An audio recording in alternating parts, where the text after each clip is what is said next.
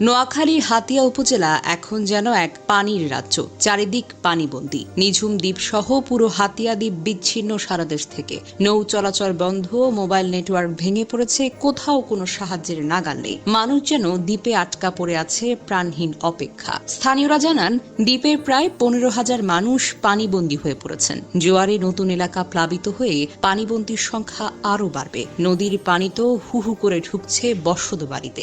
কয়েক ঘন্টার ব্যবধানে নিচু এলাকার ঘরবাড়ি, সড়ক, দোকানপাট, এমনকি স্কুল পর্যন্ত পানিতে ডুবে গেছে। বঙ্গোপসাগরের গভীর নিম্নচাপ আর প্রবল বৃষ্টির সঙ্গে অতিরিক্ত জোয়ার, এই তিনের সম্মিলিত আঘাতে নিঝুম দ্বীপের চেহারা পুরোপুরিভাবে পাল্টে গেছে। নিঝুম দ্বীপের জাতীয় উদ্যানে থাকা বন্য হরিণগুলো তো এখন আর বনে নেই। জোয়ারের পানি তাদের প্রাকৃতিক আবাস গ্রাস করে ফেলেছে। বাঁচার আশায় তারা ছুটে এসেছে মানুষের বসতিতে। গ্রামের